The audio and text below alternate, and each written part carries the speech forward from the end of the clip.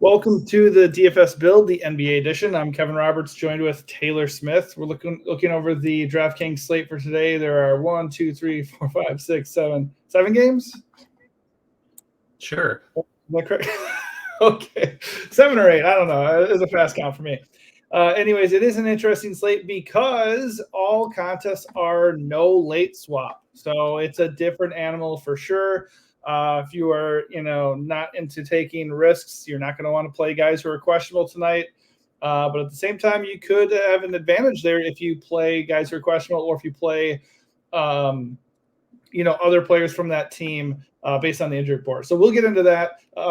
First, before we get going here, this video is sponsored by DFS Hero. Really cool lineup optimizer that can help you get a GPP takedown. Right now, you can get 15% off when you use our link at the bottom in the video description.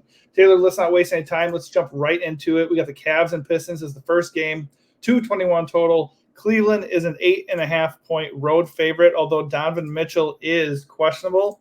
And also Karis LeVert, who would be a beneficiary of him being out, is questionable as well. So are you liking Spida if he's in, and if he's out, who are you prioritizing?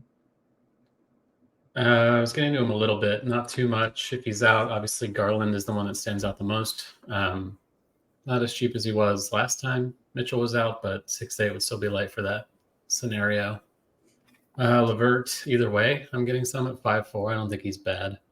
Certainly much better if he's in and Mitchell's out. If they're both out, I guess Sam Merrill and Isaac Okoro presumably see bumps.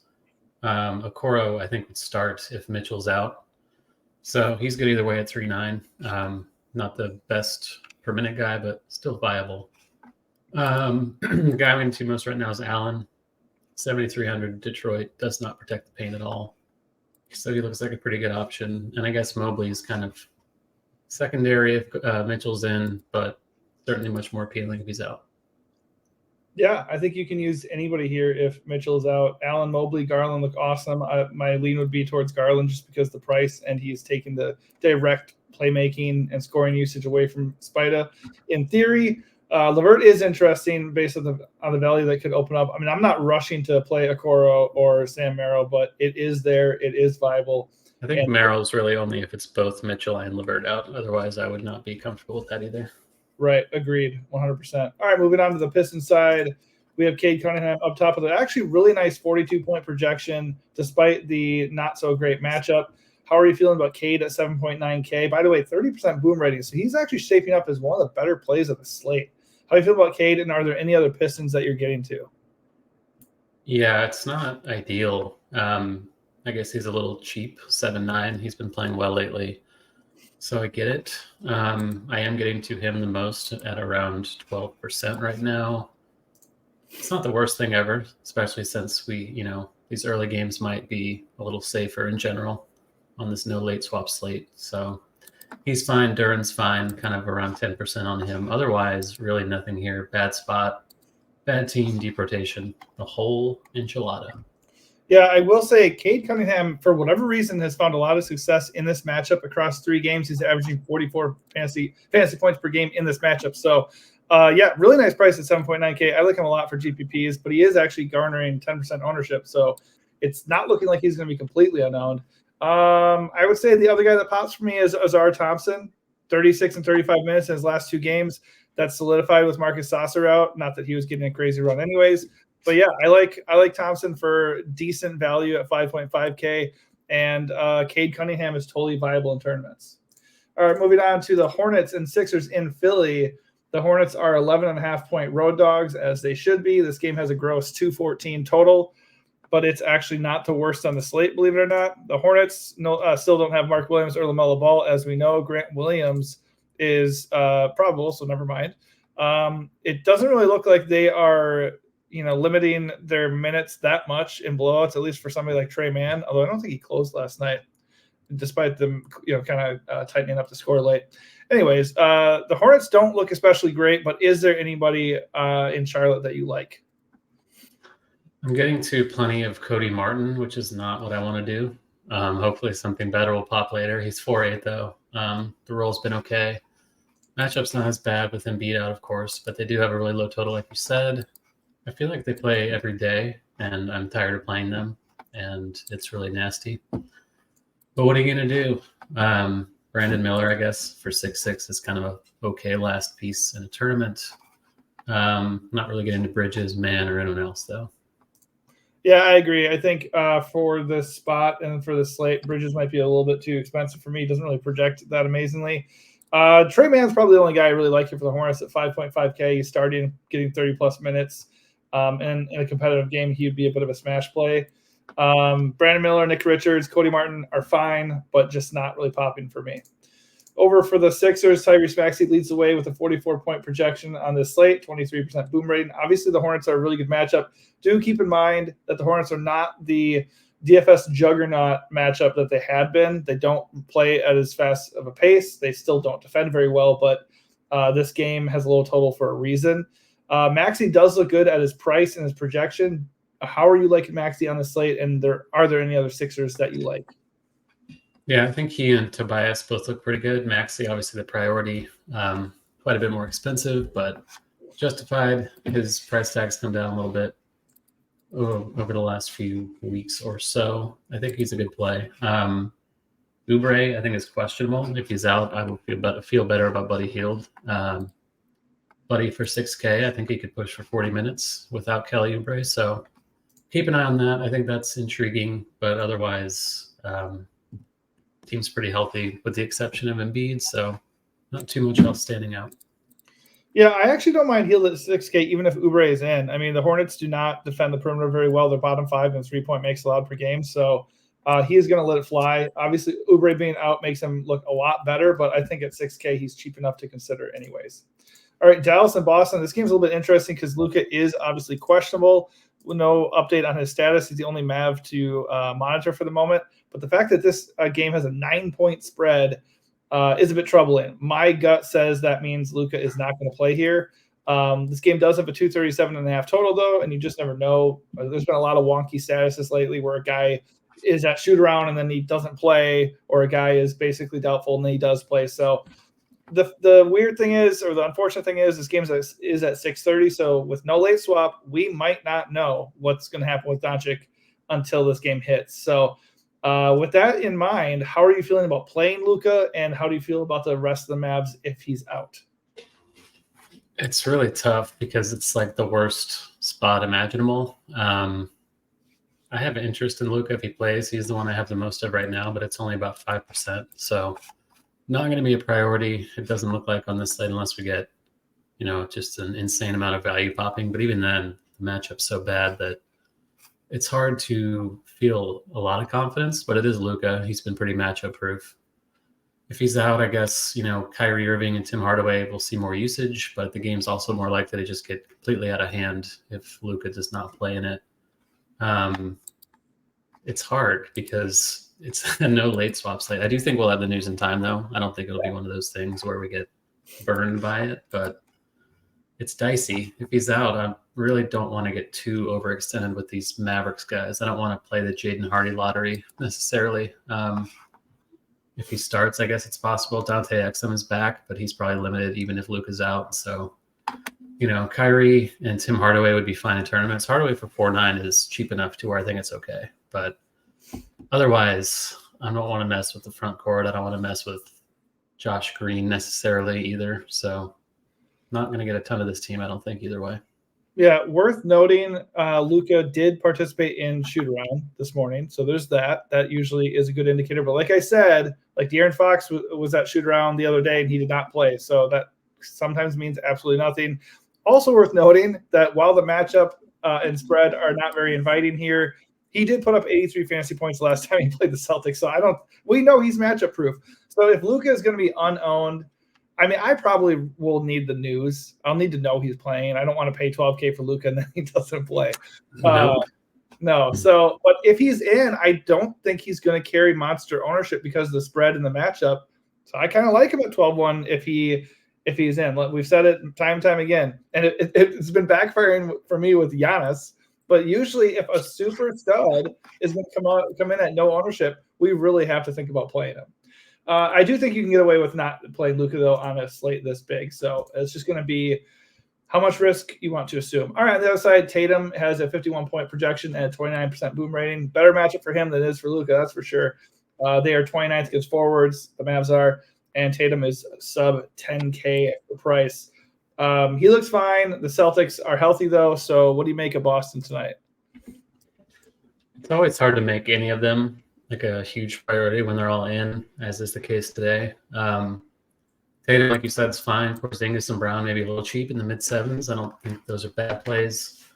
Ditto for Drew Holiday at 5'9". That's the cheapest I remember him and Kyle. So I don't mind the buy low there. Just don't expect a huge ceiling, certainly with everybody in. Derek White, kind of the same story as always. He's going to be unowned, so maybe if you have a build that's chalky, you can plug him into a spot for a low-owned leverage play, maybe in a single entry type tournament, but otherwise, not seeing a ton here besides Tatum. Yeah, I like the price on Porzingis and Jalen. So I'm fine getting to them because it's such a good matchup. I just don't ever make Boston guys priorities when they're at full strength. There's just going to be more standout plays. Tatum is a little bit interesting just because, wow, he's actually popping with ownership 22%. I don't like that. I probably just won't use him if he's going to be owned, I guess. I'll go somewhere else. I will say he had 72 fantasy points the last time these teams faced. Could this be another Luka versus Devin Booker thing where these two just get up to play each other? Entirely possible. But yeah, Boston guys are totally fine. I just don't see them standing out for me. Warriors and Raptors face off in Toronto. The Raptors are 3-point home dogs. The game is a really nice 236 total. Very stackable game. Lots of good value. And as you noted before we went live here, Podziemski is questionable or doubtful now, so he's probably not going to play. And Andrew Wiggins is already out. So a lot of usage, or maybe not necessarily usage, but a lot of playing time opening up in the mid-range here for the Warriors. Steph Curry coming in at a bit of a discounted 9.1K, has a reasonable projection. He's not going to be owned. And it's actually a pretty good matchup. So how are you feeling about paying for Steph, and what other Warriors do you like? He looks okay. There's just quite a bit to pay for at the guard spots on this slate. So even without Podziemski, I'm not really looking at getting a lot of him. I think the value, though, is more intriguing. Klay Thompson should see 30-plus minutes with Podziemski and Wiggins likely out. I think he's a pretty good play. I think Gary Payton is worth a shout for 3-3. Even 20 minutes of him at that cheapest salary, I think is fine. Matchup against the Raptors is a really good one too. Moody's up to 4K now. He's getting more expensive. He's been starting. I expect that to continue, but not a good per minute guy. Maybe a little overpriced by now. So Kuminga and Draymond, kind of the same plays they always are. Fine if you need them. Fine fading them. I think Peyton and Thompson are the ones that intrigue me the most. Yeah, I'm okay with Moody at 4K, especially with Podziemski also out. That's two guys being out that's opening up like 40-plus total minutes, if not more. I know CP3 being back kind of dilutes that a little bit, but I mean, for 4K, there really so far is not that much amazing value on the slate. So I'm not going to say no to Moody just yet. We haven't gotten to Memphis yet. I know. I mean, I'm with you, but at the same time, I'm looking for other options if I can. I do like Steph anytime he's unowned. As you know, I always fall for the Curry bait. But I mean, he's not going to be owned, and it's a good spot, so I don't mind going with him as a pivot up top. The Raptors side, you have Scotty Barnes, who in a vacuum is a better play than Steph Curry, which is why Curry isn't going to be owned. Scotty's carrying 12% ownership. He's pushing for a 50 fantasy point projection, has a 24% boom rating. So he leads the way for sure here, like always with Toronto. But what we always say with the Raptors is it's hard to know what to do with them when they're at full strength, and that's exactly what they are tonight. So do you like Barnes, and are there any other Raptors that you are gravitating towards tonight? I do like him. They should be able to keep it close with Golden State on a back-to-back. Barnes being the top option as always. He has come up to 9-3, but he's been quite good lately, kind of found his rhythm with the new guys in there. So he's a good play. All the starters, I think you can kind of make a case for, particularly Barrett and Quickly. In the 7K range, minutes have been pretty steady for them, usage up since they arrived from the Knicks. Jakob Poeltl, not a bad play either. Golden State's very small lineup. Poeltl, in theory, could kind of feast on the boards in this game. 6'4", looks reasonable enough. Gary Trent, maybe kind of as a YOLO cheapie, but not my favorite option. And I will likely fade everyone off the bench for this team. Yep. I don't like any of the value for Toronto. It's just the big four here, Scotty, Quickly, Barrett, and Pirtle. And my lean is paying up for Barnes and saving a little bit of money with Pirtle. Not super into Quickly and Barrett when this team's at full strength. Any of these guys can go off, but I don't want to play that guessing game when they're not like standing out and popping for me. Moving on to the game of the night, the Blazers and Grizzlies. And honestly, I say that in jest, but like it's got a really bad 208 total, but it's also got a 1.5 point spread. Best spread of the night. Blazers don't play defense, and these teams are both going to be running tight rotations probably. So while the game total is not awesome, there's a lot of value here, a lot of usage, and a lot of guys to be interested in. So starting on the Portland side, the projections are low because of the game total, and Memphis actually has been good defensively. But Jeremy Grant and Anthony Simons have monster usage. They both have 25+% boom ratings. And even Duop Reith is coming in with a 27% boom rating. So these guys all look pretty good on this slate. How are you feeling about Portland? And is there anybody that I didn't mention that you like on this team? No, those are the three main ones for sure. Simons and Grant, I'm getting it over 33% of my lineups at the moment. Duop Reith about 31. So 8 and doubtful, Reith should start and see at least 24 minutes, maybe more if Moses Brown is out. So solid spot. Memphis is better defensively, but usage is there. Salaries aren't really egregious on this team. Looks like I'll be getting to those three and maybe a touch of Kamara, but not a ton, especially if he's going to be somewhat owned as a cheapie. Yeah, I also will mention Jabari Walker as a little bit of a leverage play on a chalky Duop Reith. Pretty possible if these guys just split the center minutes for Portland. And if that's going to be the case, we could be looking at, 22 to 25 minutes for Jabari Walker. And if that's the case and he's unowned, that's something to consider. I do think Reith is safer. And he does average a 1.05 fantasy points per minute. So he does feel like the better play, but he's also going to be pretty chalky. So something to think about. Also, Chris Murray has played 30+ minutes in 3 straight games. He was absolutely awful in his last game, 0 points on 0 of 6 shooting. But that's recency bias for you. I don't really care about that when the guy's 4.4K and going to be looking at 30 minutes with all these bodies out. So he's viable value. Does he feel amazing? No, but he's viable. For the most part, though, I am also with you looking at Grant, Simons, and Reith. Memphis also has some value that we should be looking at. Vince Williams leads the way with a ghastly 35-point projection. When your best player has a 30, who do they think they are? The Nets? Like seriously, this is gross. And this is even a good matchup. But yeah, I mean, he has a 36% boom rating though because he's not expensive. And Jordan Goodwin has a 34% boom rating. Just everybody in Memphis is viable here. Who stands out the most? Goodwin for sure. 4-7, no Rose this time. Scottie Pippen, I think you said, is out. They just don't have any point guards left. Luke Kennardy's even out, so he's going to play all the minutes. He's cheap. He's a very easy play. He's going to be popular, maybe the most popular guy on the slate, but good chalk there. Good per minute guy too over the last couple of years. Vince Williams, like you said, kind of the last man standing. He's kind of the last regular in the rotation for this team. He and Santi Aldama, I think, look pretty good. Aldama for 4.9, just too cheap on him too. Zaire Williams, too cheap, 4.6, starting heavy minutes for him. Not sure who starts between Jemison and Gigi Jackson, but Gigi Jackson's questionable, so he might not even play. Or did he get ruled in? I don't see on the report, so he might be probable. Interesting. Yeah. Okay. Oh, I see questionable. My bad. Well, how about that? Well, if he's out, then I guess we are playing Jameson and maybe Lamar Stevens, which is disgusting, but kind of the nature of the slate.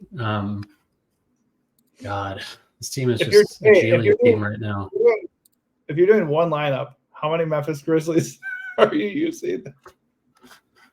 Well, Goodwin, no doubt. Aldama, more than likely. You can use as many as, I want to say 4. I don't know. Like you can make a case for 6 of them. How many guys are they going to have? Well, they have plenty. 1, 2, 10 with Jackson in. So 9 if he's. But they're all so cheap that it's hard to get away from them. Mm-hmm. Like, I don't think Matt Hurt's going to play a lot of minutes. Yuta Watanabe, maybe not either. And Laravia kind of on the fringe. So it's going to be pretty concentrated, even if it's all disgusting and gross and they score like 80 points. Yeah, I am 100% with you. I mean, I'm just doing single entry tonight, and I'm locking in Santi and Goodwin and probably Zaire. If I get to Vince Williams, I'm not sad about those 4 guys at all. It is what it is. Portland's a really good matchup. The projection, I think, is a little bit misleading in this spot. They're not a good offensive team, but sometimes a good matchup fixes that. All right, second to last game of the night, Kings and Wolves in Minnesota. Let's see here. Real quick check of the injury report. De'Aaron Fox is questionable. He's got shoot around again, but apparently that means absolutely nothing. On the Minnesota side, Anthony Edwards is questionable, but that sometimes means nothing for him. Kyle Anderson is doubtful and probably closer to out than doubtful would suggest. So that's the injury news for those 2 teams. Starting with Sacramento, who do you like the most? Yeah, it'll be Malik Monk and I guess Davion if Fox is out. Why? So yeah, you always love Malik. I do. He's affordable. He got shooting guard eligibility now, so don't mind that. Minutes should be there. It is a brutal spot though at Minnesota, but it is what it is. The only question is whether we have the news in time because there's no late swap, so you're gonna have to take a risk if you don't have that. We didn't get it pre-locked the other night, but this game does start an hour earlier than that one did, so we shall see. Sabonis is always playable just because he's a walking triple-double, but this is also about as bad of a spot as you can find for him with Gobert and Towns on the other side. So don't mind the tournament. I think he's pretty safe either way. Ceiling's monster, though. If Fox is out, in theory, you should see a little more usage. So I don't mind rolling the dice on him. Fox, I think, is quite the gamble, of course, if we don't get the news before 7 Eastern. But 8-5, decent payout potential. Depending on your bankroll and risk tolerance, I think you can roll the dice with him a little bit. Yeah, in theory, I think at his price and given the matchup and the fact that we don't know who he's playing, I think it's a full fade for me. I see it as an unnecessary risk. I think you can there's a lot of good plays at guard and just in that price range. You just don't need to do it. Obviously, he's going to be unowned and rightfully so. I mean, he's actually projecting for 9% ownership, which I don't understand. I'm just not going to play him. I also would wait for a better spot to play 10.2K Sabonis. He's totally fine. He's going to be low owned, but I don't really like it. I'm with you on Malik. Pretty interesting play, whether Fox plays or not. And then I will mention Keegan Murray at 5.8K. The guy just plays 35 to 38 minutes every single night. He actually excelled with 37 fantasy points the last time he played Minnesota. A lot of that has to do with usually good defenses are taking away the top 1 or 2 players, and then you have these ancillary guys like a Herter or Malik or Keegan Murray that end up going off. So for that reason, I do like Keegan and Malik and don't mind getting them. Over for the Timberwolves, Anthony Edwards leads the way with a 45-point projection and a 27% boom rating. The only problem is he is questionable. So obviously if he's out, Cat looks awesome at 8.2, and you just can go right down the line there. So how are you looking at this situation? Are you open to taking the risk with Ant, and how do you feel about the rest of the Wolves? Yeah, I don't mind it. He hasn't missed a game since early December, so at this point, I think it's kind of a fake Q tag. I'd be shocked if he actually sat. Obviously, it's a gamble, but I'm more confident in him playing than Fox. So I do think I'm willing to take the risk and still play him tonight. He and Towns, I'm both getting a decent amount of, kind of around 20% apiece. Probably not playing them together, but both individually look pretty good. Towns obviously has big payout potential if Edwards gets ruled out after lock and we don't have it in time. Gobert looks fine, 7.5. He's never like overpriced, but center is always a decent position. A lot of opportunity cost there as well. Alexander Walker's an okay value with Anderson out. Minutes could be up a little bit for him. If Edwards happens to miss, then he becomes close to a priority. But like I said, I don't really expect that to happen. Yeah, 4.1K Jaden McDaniels, 34 minutes last game with Kyle Anderson still out. He's pretty interesting as a value punt. I really like Towns on this slate. He's a little bit too cheap. He had 48 fantasy points the last time he played the Kings, and Edwards and Rudy were in that game. So, I mean, this is a matchup that he can excel in. He's got a 26% boom rating. Good projection just below Edwards, and he's cheaper. So even if Edwards is in, I like him. And if Edwards is out, he becomes a must. And that's possibly not something we can know about or predict ahead of time. So that's the side of this I would gamble on, is I'd play Towns. I don't think I can stomach Edwards just in case he doesn't play. All right, last game tonight, we have the Pacers and the Pels in New Orleans. The Pelicans are 5-point favorites. Let's see here for the injury report. Aaron Nesmith is questionable once again, so he could miss. And if he does, it helps Benedict Mathurin. And nobody is on the injury report for the Pels, which gives me a little cause for pause because I just feel like out of nowhere something's going to pop up, right? Did they play when's the last time they played? They played 2 nights ago against Indiana. Okay, so they actually should be fine. But yeah, okay, starting for the Pacers side, who do you like? This is the team I'm getting to the least, which is a little scary because they do have 117 total, but bad spot on the road, close to full strength. If Nesmith is in, then they are, I think, at full strength. So a lot of minutes to go around. Halliburton I'm getting to the most, Miles Turner at 4.5% I'm getting the most of. So very little of Indiana. I think Halliburton's always interesting. We saw him bounce back a little bit in the last game, but the minutes are still not necessarily full, and it's just not a great spot. I guess if Nesmith is out, then, Nembhard gets more minutes in theory. Mathurin, Halliburton, Connell's an okay value too, but a little dicey. Yeah, I think these guys are just okay up top. Miles has a nice price, but it's not like a really great matchup. Siakam is pretty interesting. He had 49 fantasy points last time he played the Pels, and he's kind of cheap, 7.8K. If Halliburton's going to give me 34 minutes, I feel good enough at 9.4K to go with that, especially if he's going to be unowned. So you're just looking at really decent unowned plays to end the slate, and they're all in. So it's not like it's a cakewalk matchup. It's not like they all project amazingly, but I think they're solid plays, and if I was entering a lot of lineups, I'd be overweight on Halliburton and Siakam. All right, last team of the night, Pels. Zion leads the way with a 41-point projection. Obviously, the Pacers are god-awful at stopping teams down in the paint, so he is going to project well. His 25% boom rating, he's carrying a little bit of ownership, but I don't think that should deter you. Are you looking to use Zion on this slate, and are you liking any other Pels? He's the one that stands out. Like you said, Indiana allows a ton of points in the paint. That's kind of what Zion does. I think he has the second most points in the paint in the league this season behind Giannis. So kind of a nut spot for him.